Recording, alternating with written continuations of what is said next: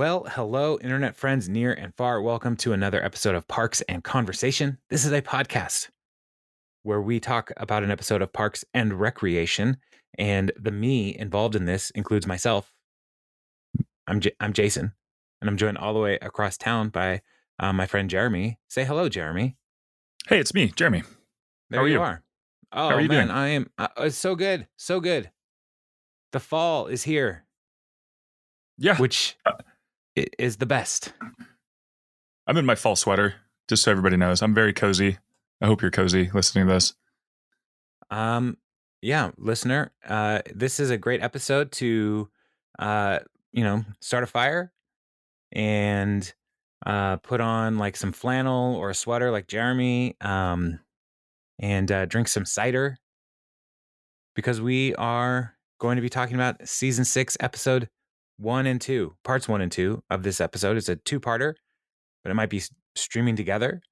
But it is about the team coming back to action with the recall of Leslie Knope, trying to deal with all that. There's an international trip.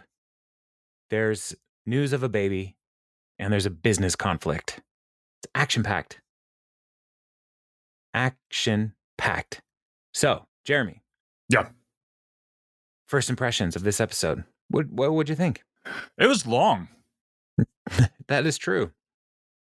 Yeah, I was surprised by, I was like, man, this episode's going on. Yeah, started it and I was like, oh, that's right. This is a two-parter. And I just went right into the next one. I think it aired that way. There are some of my absolutely favorite memories of Parks and Recreation in these two episodes. But there's other parts of it that are the worst parts of Parks and Rec for me. Spoilers, Jerry. And that was terrible. Like just the worst. It was rough. But the whole England thing, I really enjoyed it. I don't typically like the whole, we're trying to get some ratings. We're boosting ratings end of the end episode or season, beginning of the season. So we're going to somewhere exotic, like, England. Exotic London. And, but this one worked. I thought it was a lot of fun, especially with, Lord Fancy Pants. Yeah, it was great. So what did you think? I enjoy this episode. I also am grossed out by Jerry. I love Ethel. I mean, she's just really rocking it this episode. Yeah. And I do think it is funny how, like, what happens to Ron in this episode. Like, but we also get a lot of great wisdom from Ron about work and appreciation and where the pubs are. So where the party shops at. Yeah, and so I really do. There's a lot of good things in this one, but as I was watching, I was like, man, this is way longer than I remember. So, listener, I hope you don't have that exact same feeling as we walk through this episode. There's several plot lines that kind of explode into this series or this episode because normally they have like a 1, 2, 3. But this one has like A plot, sub A plot 1, B plot, sub B plot 1 and 2. And so there's a lot of different things happening. And so, so as we walk through, let's just focus on, the international team and the local team. How's that sound? Until they converge again towards the end of the episode. That sounds good. All right, let's do that. Because the cold open, it starts with Ron and Andy picking up right where we left off in the season finale of season 5. And Andy is saying, I forgot, someone's pregnant. I found this test. And then that's when Diane shows up and we get the same scene where Diane's like, can we talk? And we get Andy's GIF surprise face. And I love that he is so surprised. And you think at the end of season 5 that he is realizing that Diane's pregnant, but his surprise is that he thinks Diane wants to talk to him. You and me. You and me. And so Ron goes out, and Andy leaves, and Diane tells Ron that he's pregnant, and standard birth control doesn't work for a Swanson, and so Diane's like, well, all right, well, what's going through your head? And Ron is basically like, look, I thought there would be a better way to do this, maybe someplace romantic with a canoe that I would build. And I did build a canoe for this purpose. um, I built a canoe. Yeah, I did it. I already built the canoe. But he's like, let's get married. Diane, will you marry me? And he also built the ring box. It's a handmade ring box. I mean, it's really great. And Diane says yes, as long as there's no big wedding. And so they're like, all right, let's do this today. So they go up to the 4th floor, and they run into Leslie and April on the way. Ron says, hey, we're going to get married. And then invites Leslie and April to the ceremony, in heavy quotes, because it's just going to be an office wedding. And so they go up, and I love how April is so chill with everything. And Leslie is like, I want to throw you a party. I want to have this big event. I want to do all this stuff.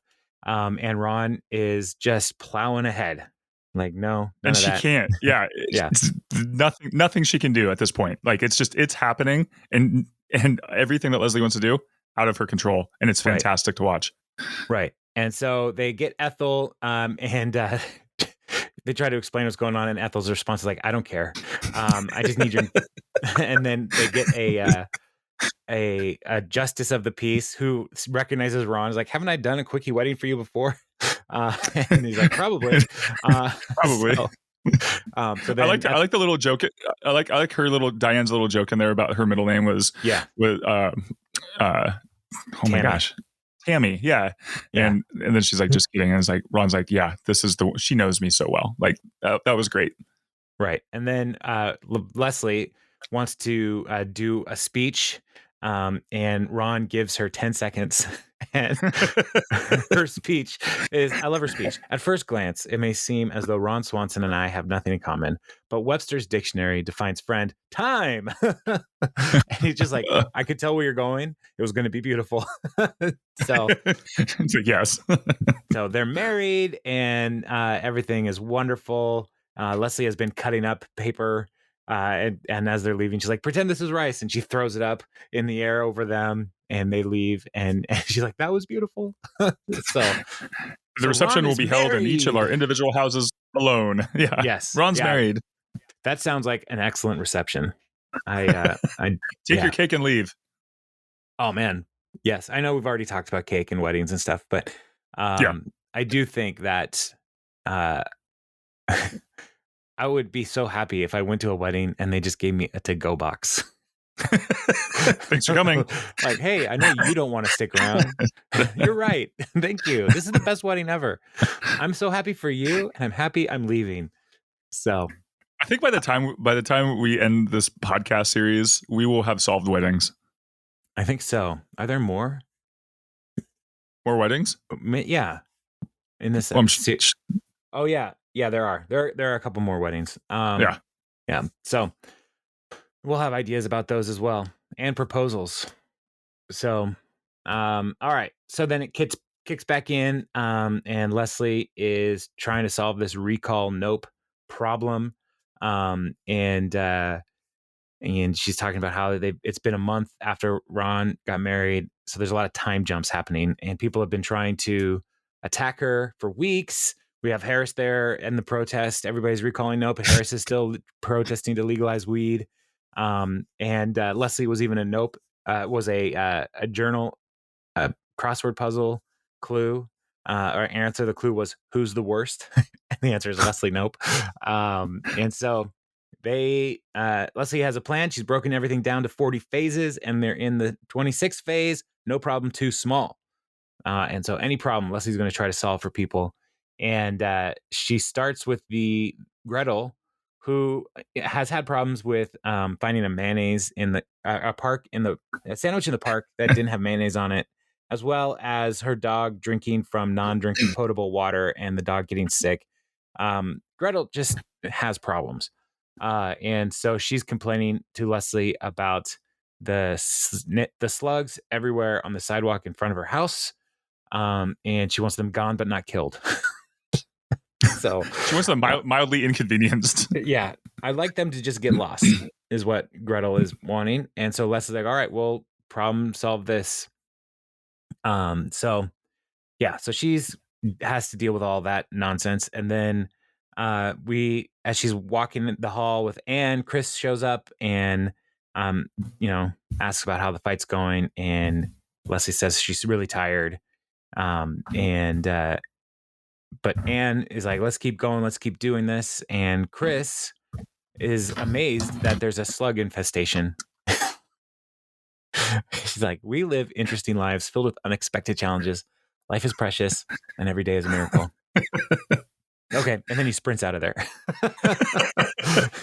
So, all right. My notes said Chris is oddly inspirational. So they're trying to they're Anne and Chris are still, as far as we know at this point, trying to have a baby. And Anne says things are going really well. She holds up her hand in classic engagement ring display mode, but there's no ring to display because she just had a pedicure or a manicure. That's it. So then we cut to Tom meeting with Trevor Nelson, the lawyer, and Tom's gone over to Tommy's Closet, the competition right across the street, and Tom's like, "This is my store, exactly." And Trevor's like, "Yeah, we know. My client is determined, and when he rips someone off, he goes all the way." And then he says, "You are Hydrox, Mr. Haverford. We are Oreo." So, which is funny because Hydrox is like the worst cookie, like the perceived, but it was the original. Right. Yeah. So Oreo came along and said, "Nah, we got a better way to do this." And in the next several decades, we're going to introduce mystery flavors that are often amazing and sometimes disappointing. So I had an important question to ask Jeremy at this point, because you and I, we've done the Oreo research. Many. What is your least favorite of the Oreo fun flavors that you've had? Oh, it was the mystery flavor, I want to say 2 or 3 years ago, that tasted like a cleaning fluid, and it was supposed to be like a fruity pebble, like fruity cereal. It was the most disgusting. It's one of the first times we haven't finished the package of Oreos. That sounds gross. It's terrible. It was yeah. How about you? What's your least favorite Oreo of the many? My least favorite is the one with Pop Rocks in it. The 4th of July ones? The 4th of July ones. I hate those. Oh, man. I don't really. It's a cookie that's doing something to you. It's an aggressive cookie. Yeah, when I eat cookies, I'm the aggressor. Aggressor. So, yeah, I don't want to really fight my like food. That. Yeah, I never really liked Pop Rocks, and so putting that in an Oreo just seems so rude. Is it because of the kid who blew himself up after drinking the Coke? Exactly. Yeah. No, but not true, kids. It was urban legend. Right. I just don't like them. Like partly because this is what I get. I think it gets down to. It doesn't actually taste different. It's just annoying. It's like staticky. Stop. There's something. Oh, that's coming from me. I don't like it. Yeah. It's a noise that I don't want to be making right now. Exactly. It's like, I just want to hear cookie crunching. I don't want to hear. Also, what's your favorite? So what's your favorite one of the newer, all the crazy flavors? Red velvet. There's caramel apple, or whatever it was. There's a mocha chip. That sounds great too. What I really like is just the golden Oreo. They're so good. Yeah. So also the really lemon, the lemon thin ones are good too. Yeah. The golden Oreo is barely even an Oreo anymore because it's not the chocolate, cookie. So, yeah. Yeah, we had a s'mores one the other day, and that was amazing. Highly recommended. Find it. Eat it. Almost is a s'more. Mm-hmm. Mm-hmm. Oh, I'll have to go find that. Anyway, I Anywho, realize that when we record, we end up talking about food, and it makes me very hungry. Getting back to Tom, who is learning the dangers of Oreos. He is still trying to figure out who this client is, and he's like, "Man, how'd you move so much merchandise so fast? You must be one heck of a transporter." And Trevor's like, "My client is not Jason Statham." see, So kids, a long time ago, there was a series of movies featuring an actor called Jason Statham, where he drove a car around transporting certain items or, well, people yeah, for individuals, and they don't make those movies anymore. So there you no, go. That's what that reference was about. I think The first one was fine. After that, it was like, dude, are you just working? You should just go for UPS or something. I don't know. Yeah, I think what they should have done is have a Jason Statham, Kevin James collab for King of Queens and the Transporter. That would have been rad. Like a buddy, like a Yes, super intense guy, and then the guy who's the yes, goof, and it's the buddy cop. Oh my yeah. gosh, I But would in the Transporter universe, in the transport, not the King of Queens universe, well, they will become collide. the same, which would also mean that Everybody Loves Raymond is now a part of the Transporter universe, Oh my gosh. and it all revolves around Jason Statham. So I don't know, Hollywood, go for it. I'm not even going to ask for royalties. I think this is just a gift to the universe. Make it So happen. Yeah, yeah, somebody. I think that would be rad. Because Paul Blart Mall Cop showed us that uh, Kevin James has some serious action chops. So you just get on it, Hollywood. Make it happen. Make it happen. All right. So, but then also as he's doing as Tom is concluding his speech, he may also try to point out that it could possibly be LeBron James because there's a lot of room in the store. This guy's going to need some place to put all his NBA championships. And Trevor is It's like, it's not not LeBron James. LeBron James. So I love Trevor. So we'll follow the Tom plot line in a minute. But then we come back to Leslie and her team in the office. And Leslie's saying, like, it seems like my no problem, too small face isn't working. And there's no press coverage, there's no change in the poll numbers. And Ben is like, yeah, we got to get a massive attention getting something that will grab people by the ears and yell at them through a bullhorn and hit them like a bolt of lightning, which is intense. And Anne says, I got it, but it's just a fly. She doesn't have an idea. But April does have an idea. And she's like, remember phase 13, think outside the box. And I love Ben. He's like, easily a top 5 phase. Easily a top 5 phase out of 40. April nominated Leslie to win an award for the International Coalition of Women in Government. And Leslie won. There are 5 winners and they get a trophy and it's a pretty big deal. And Chris was surprised by all of this. He's like, "Oh, I thought you were just lying." And April's like, "Thank you. I thought you were lying. Thank you." So Ann Richards and Janet Napolitano won. Leslie freaks out about that one. And so Leslie's like, "This is great. This is a big thing. It'll get people's attention." And it's in London. And so they're all going to go to London, which is exciting. 1 month later, they're in London. Time flies so quickly. And Andy and Ben and Ron, April and Leslie, they're in London. And it all works out pretty well because Ben and Andy have an opportunity to meet with somebody for the Sweetums Foundation.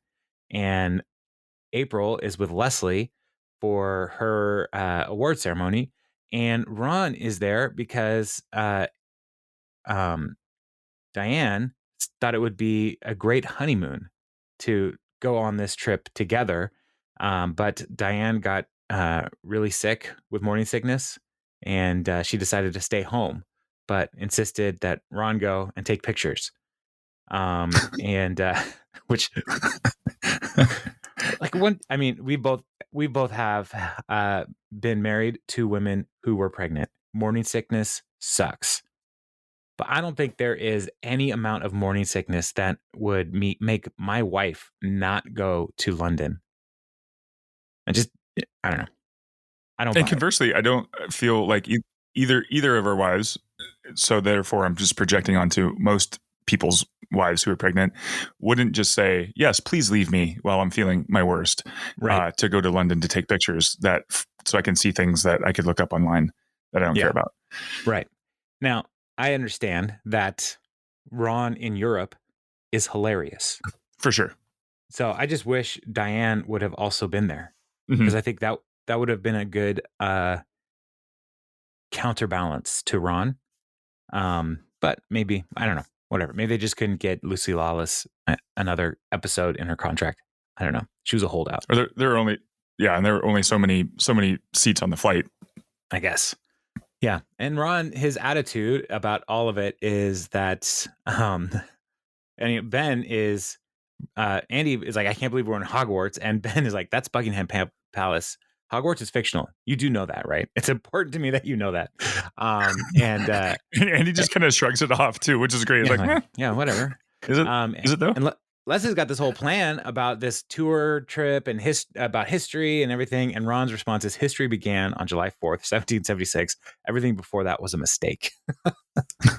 So, yeah, so they are going to go travel around a little bit and sightsee. And so Ben and Andy are going their own way, and everybody else is doing their own thing. So let's follow the UK line, and then we'll come back to the US line. All right, since we're in the UK. Sounds good. I All like right, it. so Ben and Andy are going to their meeting, and I don't know if you noticed this when you were watching this, but Andy looks different. And Andy looks Yeah, different yeah. I noticed because his hair is like a little bit redder. it's a little redder. He's got weird sideburns. And He's this is lost about 50 pounds. yeah, all of that. And this is because Andy was filming Guardians of the Galaxy at this time, and he was in London. So they went to London not just to win an award, but to also work with Andy's or Chris Pratt's schedule. And so, yeah, so he's there, and this also will give us a reason why he's not going to be in the show for a few months, because he's making a movie, one of the biggest movies in the Marvel universe at the time, and launching Chris Pratt into superstardom. So the writing's on the wall, Pratt. So fortunately, this is season 6, and there are only 7 seasons. So Ben is talking to Andy as they're walking in. Is like, all you did was stop drinking beer, and he's like, yeah, I lost like 50 pounds in 1 month. How much were you drinking? Probably too much. I know, right? But like his response was like, yeah, probably too much. Like, it's like finally Andy has a moment of reflection. Like, I had a problem. So Andy explains what's going on. Ben explains what's going on. They're meeting with an English charity foundation to expand the after school program that Andy's very passionate about. And Ben's like, British people love me. There was this kid who used to always call me Big Bang, and then he'd hit me really hard in the arm and go bong, bong. And it's at this moment Ben realizes, like, oh, I was being bullied. I think he hated me. And Andy is like, should I do a British accent? I think he's going to be upset if he finds out we're from America. It's like, he knows we're American. Okay. And then he tries to do an accent, and turns out it is an Australian accent, and it is terrible. So they meet Lord Covington. Lord Covington is played by Peter Serafinowicz, who is a Nova Corps character in Guardians of the Galaxy. So, yeah. And he was also in Shaun of the Dead. He was the Yes. uptight roommate. Oh my gosh. I love that movie. Yeah. Wow. It's so great. I need to find a way to watch that quickly.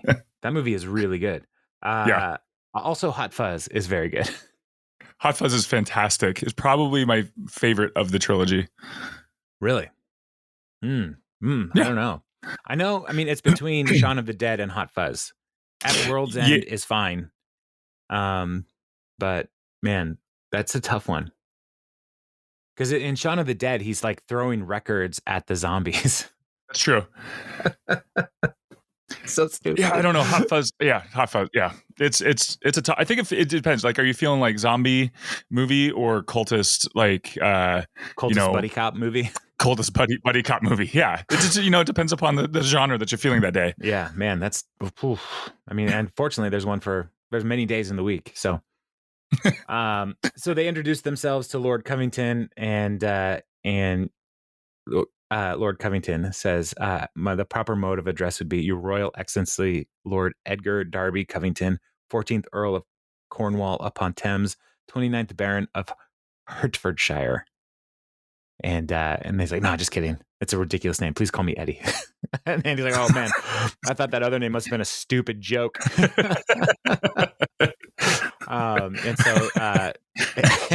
So Lord's like, yeah, it is ridiculous. Tell me more about your musical charity. And so they go and they start meeting. Then we cut to Leslie and Ron and April, and Leslie has some bus tour ideas. She wants to do Notting Hill, Love Actually bus tour, and the British that's a tough one. Bridget Jones's Diary bus tour. But they all start around the same time. So, what are you going to do? Yeah, that's tough. And then we get a picture of Ron reacting to the sights of London, and he's like, Big Ben. He's like, look, a clock. We don't have that in America. And then another London tower. Like, you call that a tower? Try Sears Tower. Because London Tower is just a 4-story little complex palace type thing. It's not big. Complex. You make it sound like an apartment. Like, yeah, it's just it's a fourplex. It's fine. There's enough parking for about 8 people. Yeah, that's what it looks like. But then he goes and he's looking at postcards and he finds one that's black and it just says London at night, and he thinks this is hilarious.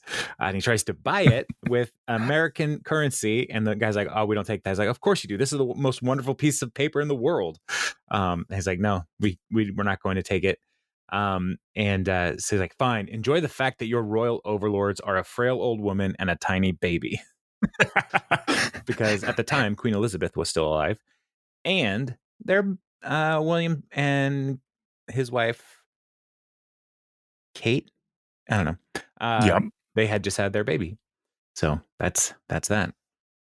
All right. So then Ben and Andy are meeting with Eddie, and Ben is talking about all of the good things that they've done with this music program. They've expanded it, and they'd like to get a greater reach. And Andy is totally unplugged and looking around. And he's like, oh, are those remote control helicopters? He's like, and Lord comes like, yeah, I got them as a gift. I bought them for one of my nephews. Then I decided to keep them. A kid. I got them as a gift. So he's like, would you like to play with them? And Andy's like, oh, would I? I call the blue one. And Lord, oh, all right, you can have the blue one. And Ben is we're guests. We're guests. Yeah. And maybe you should let him play with the blue helicopter. And he's like, what are you talking about, dude? I called it. And Eddie's called it. Yeah, that's the rule. That's the rule. But then Eddie goes one up. He's like, anyway, the orange one's better. What? So they go outside. They start playing with helicopters. They crash into each other. And they're having a super fun time. And you can see Ben the whole time is just like, what's happening right now? This is not at all what I should be doing. And he's like, oh, they crash into each other. I think I broke mine. And Andy's like, so your family owns all of this? They're in like this big square with buildings all around. And Lord Covington's like, well, we don't own everything. But then he points at every building. He's like, yeah, I guess we do own everything. And what else? Like, what else do you own? Have you heard of Scotland? And so Ben tries to get things back on track by trying to have a wide-reaching international program for this music initiative. Oh, you know what I want? I want ice cream. Do you guys have ice cream here? Oh, it's so good. You have to get it. It's like scoops and it comes on a cone. He's like, yeah, we have ice cream. You have that here? Oh, can we get it? And then both Andy and Eddie are like, they look at Ben like, can we have some ice cream? Could we? Sure. I like the Lord Covington looks at Ben like he's the parent in the situation. Like, yes. You're the Lord. Like, you can have ice cream whenever you want. Yeah. And I love the little throwaway, like, It was off scene where it was like, he's like, of course we have it. What do you think this is, the moon? He's like, yeah, that'd be awesome if we were. Yeah, they're both just like, yeah, that would be awesome. So, but then as they're gonna go get ice cream, and then he's like, what do we do with these broken things? I'll just throw it there. Roger will pick it up. Oh, Roger. So then Leslie and April are in the hotel, and Leslie's reading the speech, and talking about how important it is for making Pawnee great, making her wonderful hometown, how appreciative she is. And April's suggestion is lose the first line to last line and all the other lines, and just walk up to the mic and meow really loudly for 8 minutes. So Bold that's plan. a plan. That's the way to go. But then Leslie decides to just check in at home what's going on, and she opens up the internet to look at a video page with Final Word with Purd live streaming, and there's Miss Pinewood there, who is asking about the recall situation, and uh, and Purge says there are shocking allegations about Leslie, and the allegation is that while everybody else is trying to make Pawnee better, Leslie is gallivanting around Europe like some kind of European, and they have a picture of Leslie in Europe, and it is Gallivanting. yeah, totally gallivanting. And Leslie is like, how do they get that picture? So, and April's like, Facebook, but I just put Facebook, but isn't it Facebook? And so Leslie doesn't realize how Facebook works. And sorry, my dogs are saying hello to somebody loudly. So the Perd also has a poll that they conducted. And the question, and I have a picture, and listener, I'm going to include this as in our show episode. So if you follow the links back, I'm going to include this picture because it also Bonus has a content. cute picture of my dog sleeping under the television. So it's all worked out. Don't say we never gave you anything. Oh, where'd it go? I just was looking at it. All right. And the question is, great. Do you think Leslie Knope should be in England? Do you not think that? Or do you not think that? And there's different underlines. So do you not think that? Or do you not think that? So 48% said not be in Europe. And 70% said it's okay. And 35% were confused by the question. So, do you think Leslie Knope should be in England? Do you not think that? Or do you not think that? So, it's not good. Yeah, so Leslie freaks out, and she's immediately like, I gotta go. And she's gonna go home, and April and Ron are trying to talk her out of it. And Leslie's plan is to go on a red eye to Libsyn, which is in Portugal, catch the 4:30 a.m. back to Edinburgh, which is in Scotland, connect through Houston, head on up to Cincinnati, and then rent a car from Cincinnati, drive around 90 miles an hour, and be home 2 hours earlier than if I flew home as planned. So that's going to be super I have easy. done that. Have I told you the story? I mean, it's not a funny story, but the story of my grandparents' 50th wedding anniversary in Las Vegas. No. Would you like me to? Yes. Please. Okay. So I was flying out of Portland, and I missed my flight, and I said, I can't, I got to get to Las Vegas, and it's like an hour and a half flight or whatever it is to over there. And they're like, what's the fastest way I can get there?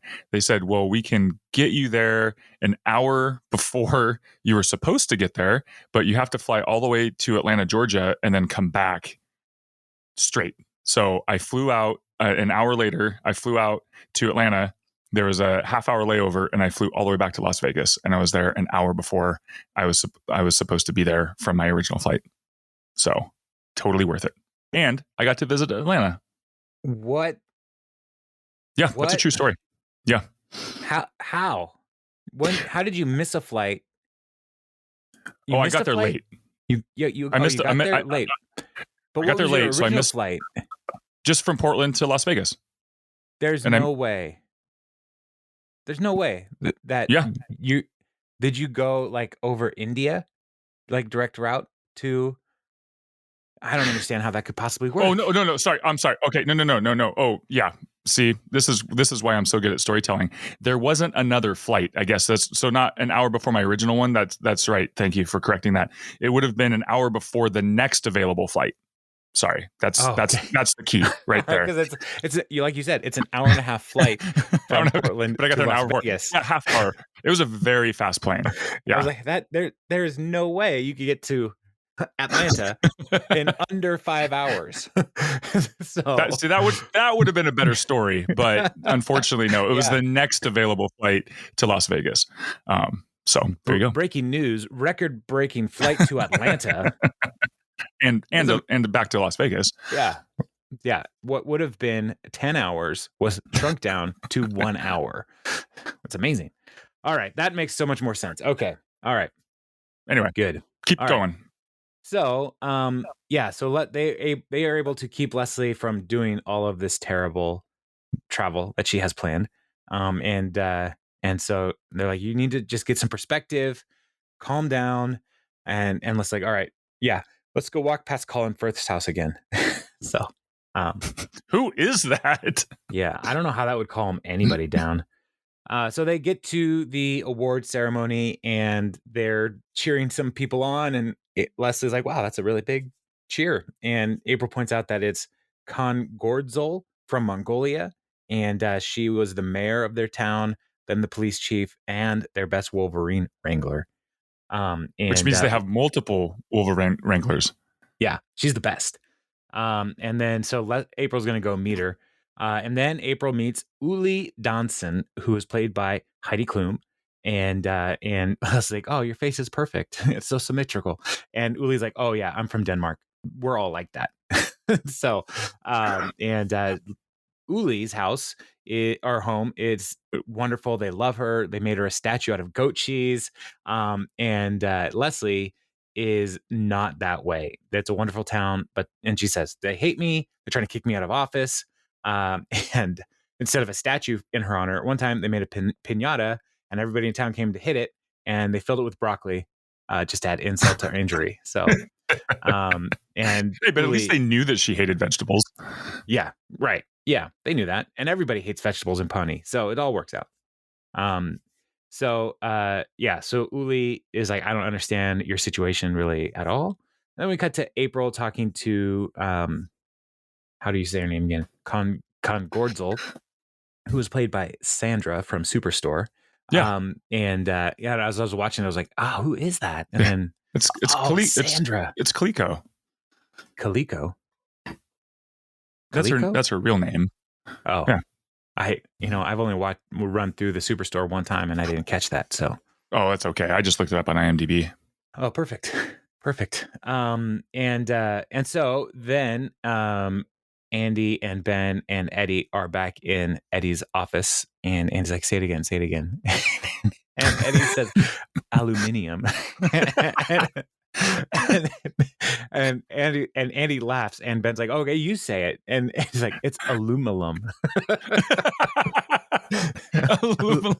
Which is also wrong.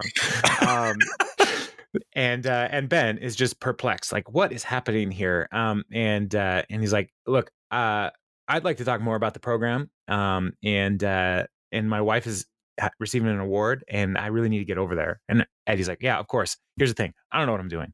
And Andy is like, yeah, me neither. So Eddie says, like, look, we have tons of money, tons of land. Hedge made so vast, I once got lost in there for 2 days. And he starts talking about it, and he's like, that's awesome. It was awesome. There was a statue of a lion inside, and I found a yo-yo. And he's like, do you have it here? Do you still have it? So, and Ben just keeps like doing the stress nose bridge headache. Yeah, like, seriously. Like, focus. But Lord Covington says, point is, I'd have this foundation to do something good with our money. I've heard hundreds of pitches. They're all, I don't know if they're good or bad. And he's like, well, if I may, ours is great. Brilliant. I'm in. Brilliant. Sold. I'm in. That's it. Yeah. And Ben's like, what? How is this working? Yeah. And so, and Eddie is just like, I like you. I like music. And one condition, I need you to stay here in London with me for 3 months. And Ben's like, well, actually that might be tough. I mean, my wife's in the middle of a fight and here, and And he's like, no, no, no, no. I meant Andy. I want Andy to stay. And Andy is like, he's quiet for a beat. And then he's like, is that a goose that just flew by the window? It was a plastic bag. Did you see that? And wait, did I interrupt? What are you guys talking about? And he's like, let's go see if it's a goose. So that's going great. And Ben is completely like shocked. But then it cuts to the award ceremony, and Uli is finishing her speech and talking about how the town made taught a reindeer to dance for her. It was beautiful, and the reindeer was delicious. And Ben shows up at just this time, and Leslie's like, "How's your meeting?" And he's like, "Good. I'll fill you in later." And so Leslie is going to go do her speech, and so she comes up, and her speech is like, "Wow, you all inspire me so much. Your hometowns love you."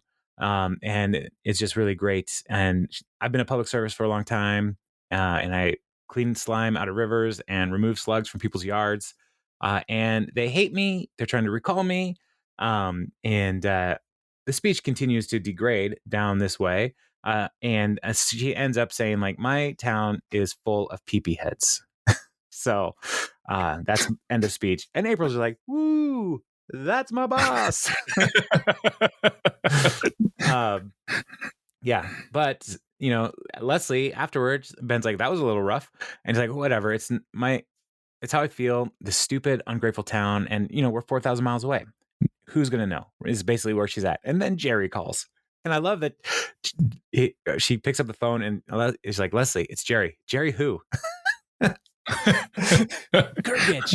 And it's like, oh well, why? I don't want to waste my minutes. And he's like, well, your speech was webcast, and I put together a watching party, and everybody saw it. And now Catherine Pinewood is already pounced. She's calling it the peepee head speech. And then and she's mad at Jerry, and she's like, so how's London? And she hangs up on him. So that's not great. And so Leslie is frustrated, and then Ron and her go and sit on a bench looking over the cityscape of London, and Ron's like, I think you just needed some fresh air, even if that air is filled with the foul stench of European socialism.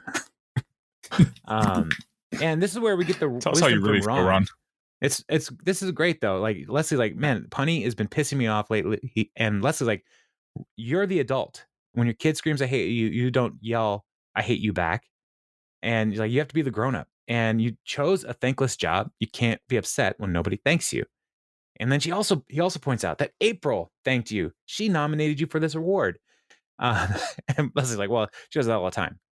She nominated Anne for Motocross Driver of the Year just to get a rejection letter. And April's like, and Ron's like, but April respects you, and so do many others. So don't chase applause and acclaim. That way lies badness. And that sounds like a fortune cookie. It's true, though. It is so true. This. Well, that's why we do this podcast. It is. I'm not chasing praise, applause, and acclaim. I can't even hear if anybody's listening. So, but it's so. But are you guys? Can you let us know? Just anybody listening? Anybody out there? But I do love Ron's wisdom here. But Leslie at this point says, "Oh, also I got you a proper wedding gift. There's a train ticket and a journal with an itinerary." And Ron's like, "You think I want to extend my stay on this godforsaken continent?" And Leslie is like, "If you follow this itinerary, you will not be disappointed." And she's like, "All right, well, I'd offer you buy a drink, but where would that even happen?" And she's like, "Ron, this is London. There's a pub there. There's a pub over there. There's a pub between those two butcher shops." And Ron's like, "Let's go to that one. But first, the butcher shops." So wise. Yeah. So man, as soon as she gave him the journal, the leather journal, I got so excited just knowing what was coming, because it's one of the peaks of Parks and Recreation, in my opinion. Yeah, it is a very wonderful moment. Andy and April are talking about this offer to go and work with Lord Fancy Face Guy. And Andy's like, I don't know what to do. I don't know. I mean, everything's different here in England. It's so weird. And April's like how they drive on the wrong side of the road, and they're up on a Ferris wheel. the Eye of London, and he's like, do they? And he looks down. He's like, oh man, they do. So yeah, all that. It's also weird. And that they went to Piccadilly Circus, and it wasn't even a circus. It's just basically like a town hall, like a town center. He's like, there was no cotton candy, no elephants, there's no clowns, one bearded lady, and she got all rude when I marveled at her. Marveled. Yeah. So yeah. So it's like, well, do you like Lord Fancy Face? It's like, yeah, he's got everything you want in a boss. Remote control helicopters, talks funny, total package. And yeah, so they have very different understandings of what you should want in a boss. But and Andy is hesitant. He's like, I don't want to go. And April's like, look, we can handle the distance. I was in Washington and we were okay. And Andy's like, I don't know how to run a nonprofit. And April's response is so wonderful. You shined shoes for over 2 years and never made a profit. Qualified. Totally qualified. I think he survived just off of Kyle and stealing whatever he could from Kyle. Probably. And so Andy agrees to stay in London. And so Andy is going to be away from the show for several episodes while they are doing all that. So while they were doing all that, what was happening in London, in Old Pawnee? Well, Tom, remember, found out that LeBron James and Jason Statham are not the people who are trying to take over his business, but he wants to. He goes with Donna. There it is. I found it. Okay, so Donna and Tom go and they sneak around. And nope, I went too early already. I'm sorry. First, we're at Tommy's closet, and Mona Lisa quits. And then John Ralphio comes over and he's like, did you know there's a better version of your store right across the street? And those guys are giving out free pizza with pepperonas. Yeah. And so Tom is very upset because John Ralphio's over there and he's like, they're my competition. They're putting me out of business and it's working. And then John Ralphio he says, it's like I always say, when life gives you lemons, you sell some of your grandma's jewelry and go clubbing.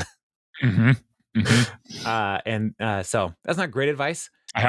We have that cross stitch on our wall. That would be good. I would love somebody to make that and just put it in Hobby Lobby and just see what happens.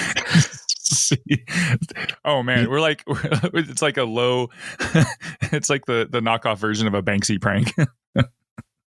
Yeah. Oh man. Wow. Like make a SKU and everything for it, put a price tag on it. And see what happens. Like as people like bring these things up to the checkout at Hobby Lobby and the person just like, I'm positive this is not I can't sell this to you. This doesn't exist in our system. But then the people at Hobby Lobby, they're like, the customers are so nice. They're like, well, I don't want to steal it, but I don't have a way to take your money because then I would be stealing from you. And then Hobby Lobby would fall into the earth. I think that's a good plan. We did it. Yeah. And all of those fake flowers have to go somewhere. Down the Hobby Lobby. Jeez. Big hobby. Big hobby. Yeah. So Tom and Donna, they sneak into the public records for the business corporation license, and they find out where it is. And so Tom then goes to see where it is. He's at 1020 Maple Street. And who's this going in there? It's Ann and Chris. And he doesn't understand what they're doing in there, but Tom busts in and he opens the door and there's Chris and Ann and a doctor. And this is where we find out that Chris and Ann are pregnant. And they're like, Yay. Tom, what are you doing here? And he's saying, what are you doing here? And Ann says, Dr. Saperstein is giving me a sonogram. This is his doctor's office because I'm pregnant. And then turn around to reveal Henry Winkler as Dr. Saperstein, John Ralphio's father, who is the person who's trying to put Tom out of business. And so Dr. Saperstein and Tom now have this intense rivalry. And he says, Chris, Ann, can we have the room? And Chris is like, absolutely not. And then Dr. Saperstein, he asks, why are you doing this? And he's like, you know exactly why I'm doing this. You destroyed my family. You screwed my son out of your business, and you stole my daughter's virginity." And everybody laughs. And laughs and Yeah. laughs. And so he says that you broke her heart. You smashed up her BMW, and I had to buy her a new one so she could drive to divinity school, and all these things. I'm like, wow, awesome. And so he's like, "You will face my wrath." And then they hear a heartbeat, and Dr. Saperstein's, "Oh wow, everything sounds perfect." And Chris is like, "This is the moment we were dreaming of, with you and me and our baby, and Tom and his weird feud with our doctor." So Henry Winkler is a delight. he's excellent. He is excellent. And like, Happy Days was a great show for what it was. But I would never have guessed that Henry Winkler would be so awesome in Arrested Development, as well as Right. in Parks and Rec as Dr. Saperstein. He's so great. So great. So John, And I love to, just because you brought up Happy Days and Arrested Development, there's an amazing joke in there where Rob Loblaw comes and he goes, "This isn't the first time that I've had to replace," because he played Chachi in it, right? And so he had replaced Henry Winkler as the Fonz. So yeah, if you haven't watched Arrested Development, please go watch it. And when you have to switch over to Netflix seasons, just stop. Don't just let it be what it was in its original run. Anyway, continue. Yep, just end at season 3. End at season 3. Yeah, it's almost get hop-ons. Almost, you will get hop-ons. There will be hop-ons. Watch out for Poppins. So, Mr. F. I got it from Army. The gorilla is for sand racing. All right. Anyway, Mr.'s going to be all right. Okay. Oh, thank God. Yeah, because he lost his left. Anyway, dude. So Tom confronts John Ralphio and Mona Lisa, and he is going to demand an apology from them. And it's they are hesitant to do so, but he is going to demand it. And so they are going. John Ralphio at the end of this is like, "All right, you know what? I'm going to do the unthinkable. I'm going to have a short, honest conversation with my father." So they're going to do the conversation. But then we also see Chris and Ann. Now we know they're pregnant, so they're going to go around trying to share the good news. And so they start with Donna, and Donna is like right away, "Oh, you're pregnant." And like, "Did Tom tell you?" "No, you're drinking decaf, which you only do in the afternoon. You're wearing an Empire waist dress and your loose shoes because your feet are already swollen. I'd put you at 9 weeks maybe." And they're like, "Wow, you're very observant." And she's like Encyclopedia Browning this whole thing. It's amazing. And then she's like, "Hey, when did you switch?" You went with I love that you went with Encyclopedia Brown versus Sherlock Holmes. Yeah, because Encyclopedia Brown is more formative to my youth. Mm-hmm. And Chris is like, "You're very observant." And Don's like, "Yes, I am." "When did you make the switch to boxer briefs?" "Yesterday." And then she's staring at Chris's boxer brief region. And then Anne steps in front. "Please stop looking at him." Yeah. Then he goes to try to tell Jerry the good news, and Jerry is excited for them, and he starts talking about all the things that are going to happen, and it sounds terrible. And then he talks about how when Gail was pregnant, he gained a lot of sympathy weight. And he's like, "Before my kids, I actually looked a lot like you, Chris." And now Chris is very sad. And then he's like, "Oh, and then your milk's going to come in, and that's exciting. And it's sooner than you think." And then he's like, they start rooting around for the nipple. And then he gets a glass of milk and drinks it. Oh my gosh. Then this is the worst part. And it makes everybody uncomfortable. And Jerry's just like, "Life's a miracle." So, then they go and tell Ethel Beavers that Anne is pregnant, and I'm the baby daddy. Of all and the people. Like, yeah. And Ethel's like, "How wonderful for you." And she's like, "You don't seem very excited." He's like, "I don't know you, and I don't have to talk to you unless it's about work." And just pushes her way between the two of them. That was my favorite. Like, just get out of here. "I don't have to talk to you unless it's about work." And so, yeah. So they're bummed that the news didn't go as well as they wanted, but just in time, Leslie and the European cadre, they come back into Pawnee and cut to them hugging, and she's so happy. And it's all good. Yeah, that was the what they were looking for. And Leslie is a little confused because she was wanted to take a sleeping pill on the plane, and then she changed her mind. So she took a thing called Zap Vigil, which is for Israeli fighter pilots to stay awake. And so right now it looks like I'm talking to a giant crab. Stay away from me. And like, I love Amy Poehler is probably the best at like the suspicious look because she's like, I know you're not a crab. Stay away from me. Just kidding. But then she looks like, Right. I'm not so sure about this crab. And yeah, and so Chris is like, "Oh, we're so glad you're back." And this is the reaction we were hoping for. And Leslie's like, "Oh yeah," so they go into hug again, and she's like, "Don't pitch me." So then Tom is meeting with the Sapersteins and Trevor, and he's like, "There is something that needs to happen here. I need your children to tell you the truth." And John Ralphio stands up. He's like, "Tom, lawyer guy, daddy." And he confesses. And Dr. Saperstein's like, "What about all the math camps you went to? What?" And John Ralphio's like, "I don't even know what a math camp is." Those were trophies I bought. And then also Mona Lisa stands up, is like, "I have done nothing wrong ever in my life." I know, sweetie. And then money, please. and Dr. Saperstein gives her money. So Tom's like, "Your best friend, your son is my best friend. He's like a brother to me, but he's a disaster, and your daughter seriously needs to be locked away in some sort of insane asylum on an island in space." And Dr. Saperstein's like, "These two have been huge disappointments. I get it." And then John Ralph's like, "Come on, tell me you love us, and then admit this guy," pointing at Trevor, "looks like Beaker from the Muppets." And that's exactly accurate. Like, he does look like Beaker from the Muppets. So Tom is like, "All right, great. You know the truth. Will you back off?" And Dr. Saperstein is like, "No, I'm making money. Why would I back off? Just because these nincompoops lie to me all the time. No, I'm gonna continue, and I'm gonna crush you." And then he's like, "All right, are you two ready free for dinner tomorrow night?" And they're like, "Yeah." And so, yeah. So the truth is out there, but the company is still doomed.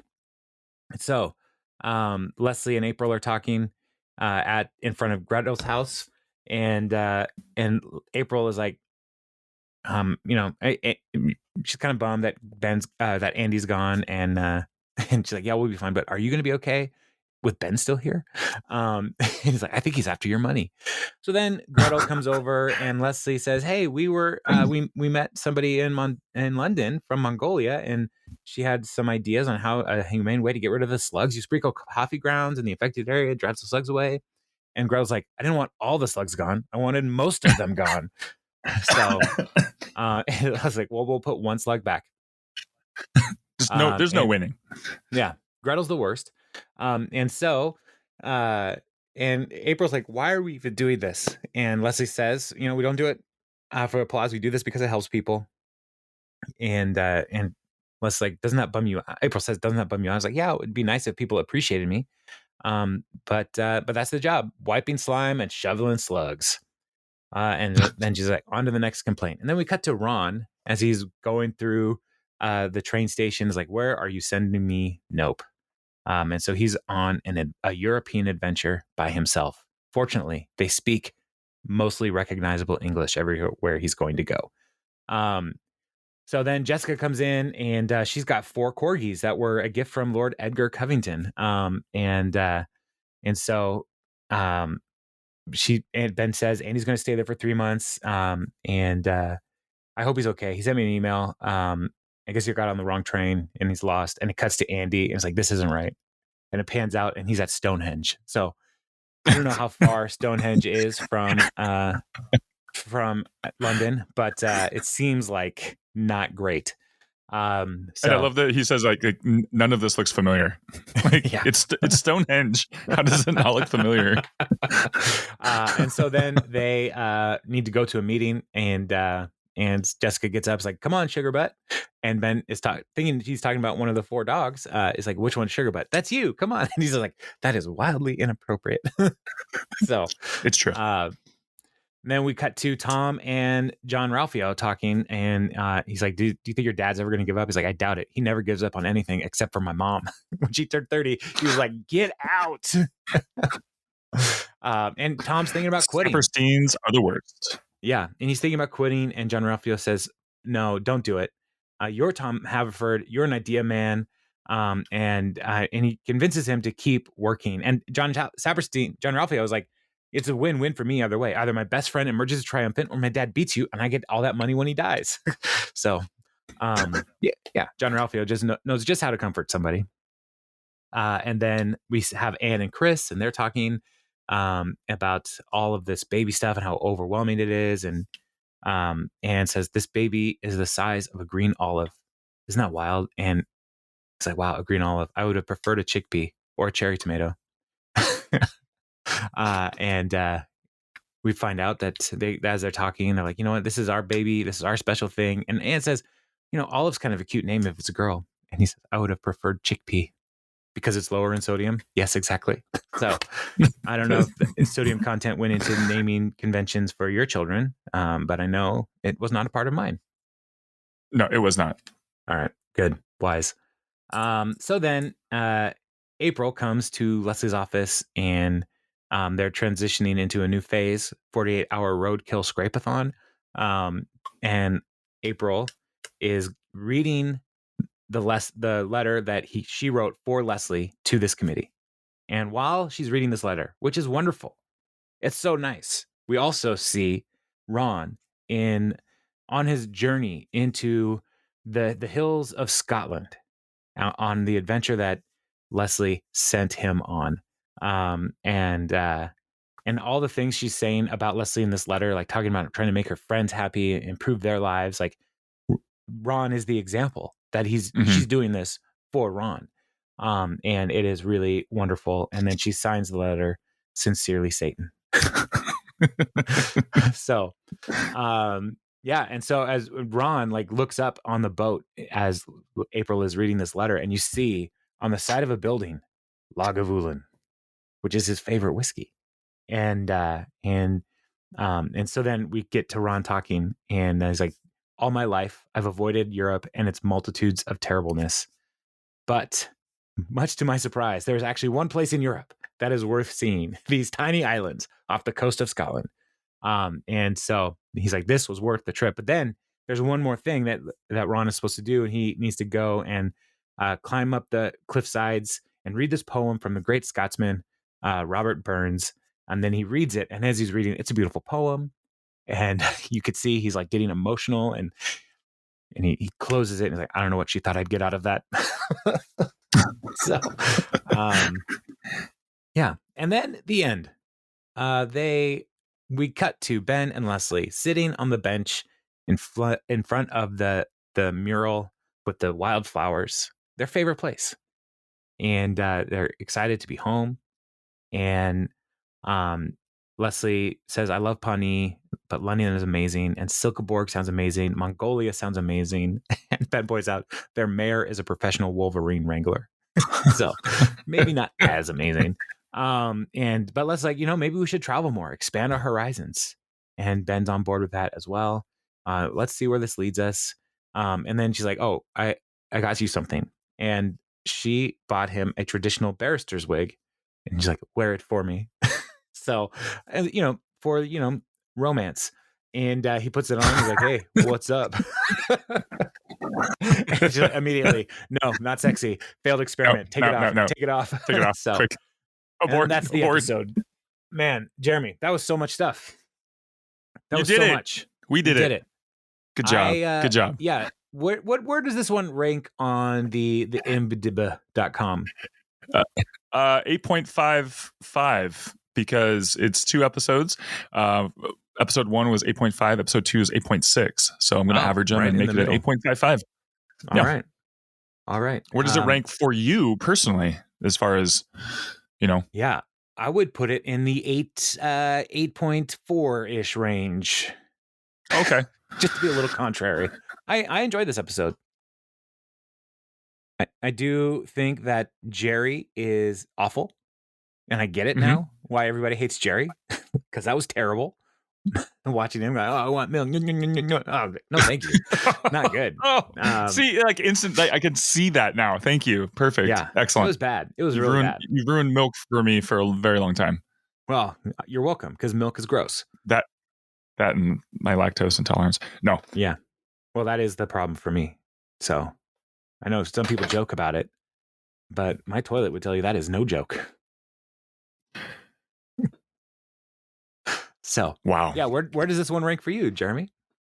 Yeah, it's about right. I would, again, absolute some of my favorite. Lord Fancy Face and Andy is one of my favorite. Just out of all Parks and Rec, Andy's character arc is probably one of my favorites, and just because he struggled for so long, and then to find people like that kind of he meshes with, and then gives him a little bit of purpose and shows him he can be successful. And so this is the kind of the beginning of what we see later on, which is again, but it's all prelude, because you gotta suffer, or not suffer, you gotta struggle before you can have. And so I just think he's done that really well for this show. Yeah. And then I just really liked the end. I liked Leslie and the Lagavulin, and just how I know it was just a really sweet end to the whole thing and the European adventure. So yeah, yes, I liked it. I liked it a lot. I liked parts of it quite a bit. The Andy or the April and what's it? It was fine. Or no. Oh my gosh. Chris and Chris was kind of throwaway. I think that, and then Tom's thing kind of sets him up for later. So yeah, that's fine. So it was a lot for not much to move on from. You know what I mean? I guess. Right. So yeah. But what's next? What's the next episode is Eagleton. Is it the merger? Is that the potential merger? Let me see. Here, let's pause this podcast and look at. No, we're doing this live. Yeah, the Pawnee Eagleton Tip-Off Classic. Ooh, the tip-off. Excellent. So, well, anyway, listener, that was a long time. Join us for that episode when Leslie gloats instead of trying to help. When she learns Eagleton's budget crisis, Ron tries to get himself off the grid, and Anne takes April on a road trip to Bloomington. Delete all images of Ron. Yeah, it's gonna be great. Coming in at a whopping 7.7, so just be ready for that. Yeah, things kind of drop down here with the Eagle season 6. But what are you gonna do? Sparkle water. I'm excited. Let's do it. So all right. Well, then we'll see y'all later, listener. Sounds good. Bye. Bye.